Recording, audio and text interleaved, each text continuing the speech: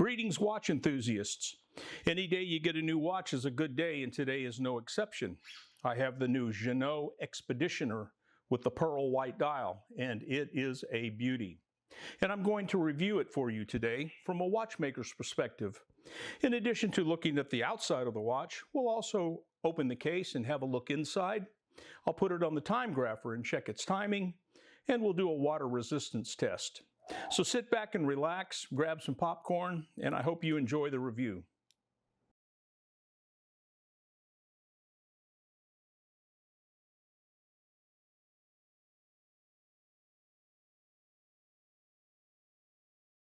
I'm no stranger to the Ginault brand, and the Expeditioner makes the fourth Ginault in my collection. I obtained my first one a few years ago and was stunned by the sheer quality of materials, construction, attention to detail, and accuracy and performance that can rival the Swiss giants. My other Ginauds all have black dials, and my new Expeditioner has the pearl white dial. This works exceptionally well with the silvery colored bezel. The first order of business is to remove the protective plastic that pretty much covers all surfaces. The plastic on the case is easy to remove, but the bracelet wrapping is quite stubborn. Take your time and go slowly. If you choose to use an X-Acto knife, be extremely careful, as one slip and you've put a nasty scratch on your new watch. I did everything under my microscope and used a surgical scalpel to cut through some of the stubborn areas. ROR, or residual oil remover, is a great addition to the bench. A few swipes with a lint-free cloth and the steel gleams and shows the quality of its polishing.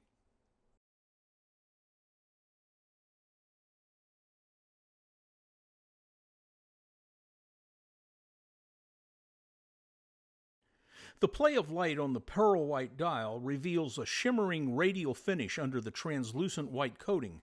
In other words, it's not simply painted white. Ginault's dials are made to exceedingly high standards, with each custom marker installed by hand. Gently radius sword-style hands and a red seconds hand are the Ginault standard, as is the crisp and perfect dial printing.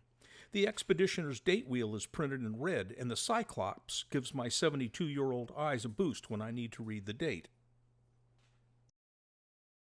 I need to remove a couple of links for a good fit on my 7.5-inch or 190mm wrist.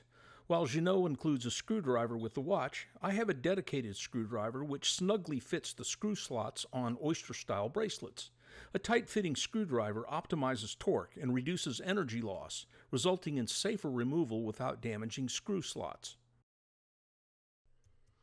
Screw holes in cheap watch bracelets are oftentimes inaccurately drilled, resulting in stripped threads. This is not the case with Ginault bracelets. A close examination shows precision machining and accurate drilling and threading.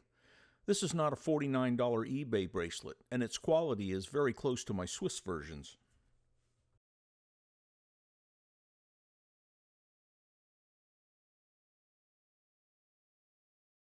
Its outer sides are mirror polished while the top and bottom surfaces are satin brushed. The transitions between the top and sides are radius chamfered and polished. This makes for very comfortable wearing, and in handling you'll notice a small and subtle bit of sparkle on the chamfers. The underside shows flawless machining and excellent fit and finish.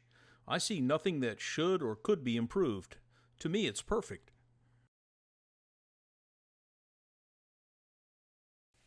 Closing action of the clasp is very crisp and results in a tight and solid snap.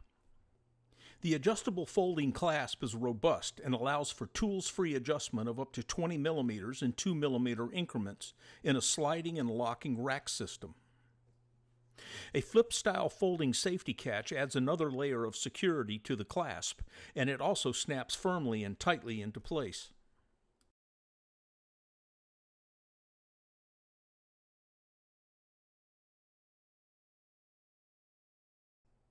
Milled from a solid block of stainless steel, the end links anchor the bracelet to the mid-case by way of spring bars. Accurate machining ensures a strong and solid fit without any unsightly gaps. The hidden area where the end links and mid-case meet is a perfect place to cut corners and shave off production time, but that is not the case here. Even though it cannot be seen unless the bracelet is removed, this critical area is perfectly machined and the surfaces are very nicely finished. This is impressive attention to detail and shows how much thought and effort goes into these watches. One of the first things I look at on any watch is the fitment of the end links to the case and to the recess of the end links in relation to the lugs. This is one area where so many watches are oversanded and overpolished, resulting in a rounded soap bar effect as opposed to being crisp and sharp. Ginault absolutely excels in this area, with end links that are not flush, but sitting a fraction of a millimeter below the lugs. The brushed finish on the bracelet runs longitudinally, while the brushing on the lugs is angular, and this makes for a nice contrast where the two meet. Lugs are also brightly chamfered, which adds another dimension and a sparkling play of light. The Expeditioner, like the silent service model before it, has bezel serrations that are amazingly sharp and polished to perfection. This bezel style differs from the Ocean Rover series and complements the raised silvery numerals and markers on the bezel's insert. The bezel's rotation is smooth, precise, and stops firmly at each click with no backplay.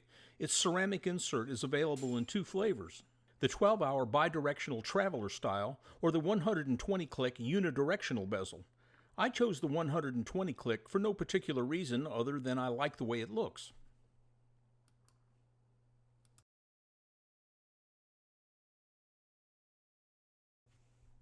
Dial indices are applied by hand and riveted to the dial. Like everything else on the watch, they are very well defined and sharp. I've done a bit of this myself, and trust me when I say it's no easy task. It's tedious, time-consuming, and difficult.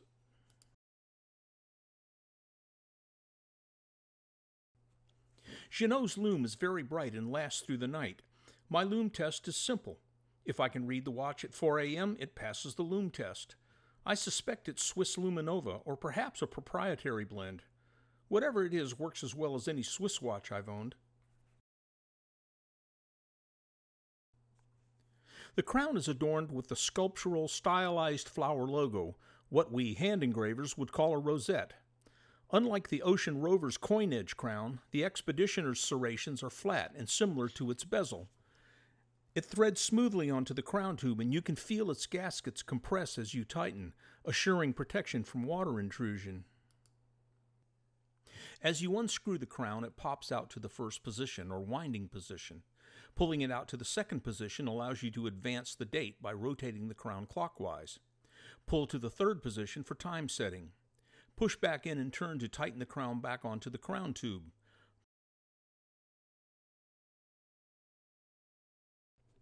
Ginault's sapphire crystals are AR coated and are among the best available. They appear nearly invisible while offering scratch resistance and high optical clarity. Crystals of this quality can exceed 99% light transmission with legibility from any angle. The OR has a slightly taller vertical edge before the rehaut slopes backwards. The silent service does too, but not quite as tall as the ORs, and the vertical edge on the Expeditioner is only a fraction of a millimeter. I can't be certain without taking measurements, and I don't want to tear down all three watches to do so, but it appears the Expeditioner's rehaut is a bit shallower than my other Ginaults. It could also be an illusion, or maybe it's all in my head. I confess that I really dislike the look of watches with deep rehouts, and Ginault's shallower rehouts are one of the features that drew me to the brand. Let's get the case back off for a short tour of what's under the hood. The movement is a 26-jewel Swiss-made Sellita SW200-1, which is a proven workhorse clone of the legendary ETA 2824. Sellita was an assembler of ETA movements for decades until the Swatch Group, who owns ETA and many other Swiss brands, restricted sales of ETA movements to only those in the Swatch Group. Sellita seized the opportunity and went into production with its own line of movements to supply watch companies worldwide with quality Swiss-made products. Ginault uses a heavy precision-machined ring that adapts the movement to the case. Flange screws secure the movement ring to the case by unscrewing them, which lifts their wide flanges to engage a case overhang and provide downward pressure to lock the movement into place.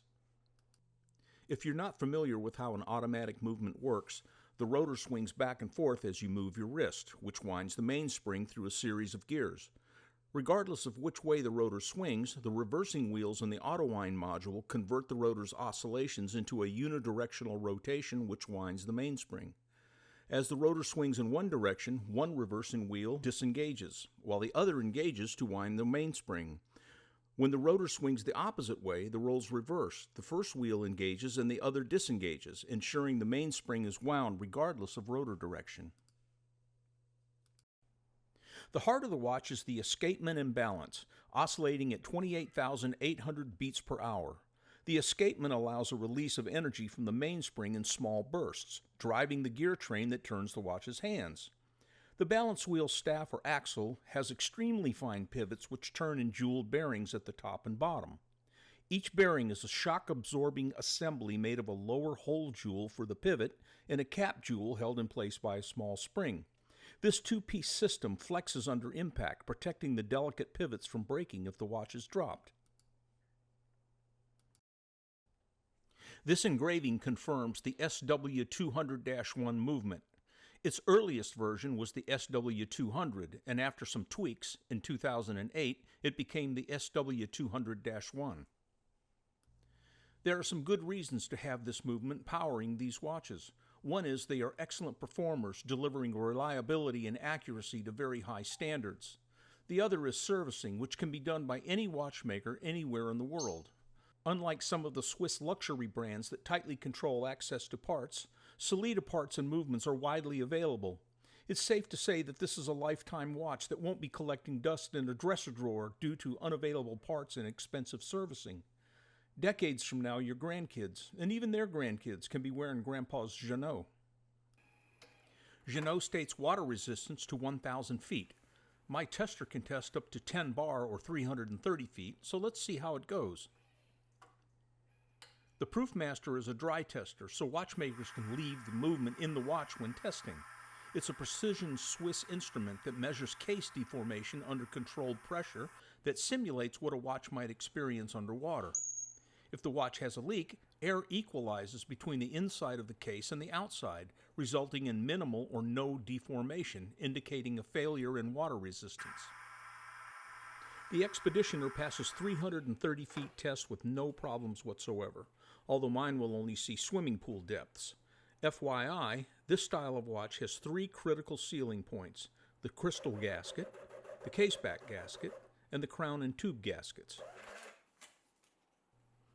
Let's compare the thicknesses of 3 Ginault models. The first up is the Silent Service, which measures 12 millimeters in thickness. Next up is the OR series, which measures 12.6 millimeters. Both the OR and the Silent Service are right in line with the thicknesses of the best Swiss watches. Then we get to the Expeditioner, which measures to 11.2 millimeters. That's slightly under the 11.5 millimeter Ginault spec, and for a guy like me who prefers lower profile, this is very much welcome. The time grapher is used to assess the movement's health and performance. Its sensitive microphone detects sounds from the escapement and analyzes these sounds and converts them into a numerical and graphical data displayed on the screen. While they're nice to have, time graphers can suck the enjoyment from watch ownership when someone becomes obsessed and worried about time grapher readouts that vary. Many things can affect timekeeping in a mechanical watch movement, such as mainspring tension, position, temperature, activity, magnetization, and more. Variations are a normal part of mechanical watch ownership. All in all, I'm as impressed with Ginault's Expeditioner as I am with their other models. Well, maybe a bit more because of the extra bit of thinness which really appeals to me. It's definitely a looker, and it screams precision with its crisp, sharp features and beautiful finishing. I'm normally not a fan of polished center links. I don't dislike them, but on other watches I've brushed them for a more tool watch look. But the polished links have really grown on me in the short time I've had this watch, and John at Ginault was right when he told me that the combination of polished center links, pearl white dial, and polished bezel numbers really work well together. I'll attach a brushed bracelet, and you can decide for yourself which one you prefer. The polished one is a bit more dressy, and the brushed version is a bit more subdued. The Expeditioner, with its gracefully thin lugs and low profile, is noticeably more comfortable on the wrist than my bulkier and heavier Swiss watches. Its 40mm size and 20mm lugs are ideal for me and are a common configuration for many dive watches. It weighs in at 136 grams. A current model GMT and Submariner weigh in at 142 grams and 147 grams respectively. All bracelets have been sized for my 7.5-inch or 190mm wrist. As I said before, this is a lifetime watch. The Expeditioner is built as solidly as anything out there, and it will always be serviceable in any country. It looks great, is very comfortable, accurate, and reliable. As a disclaimer, I have no connection with Ginault. I'm a customer and a watchmaker who really loves their watches.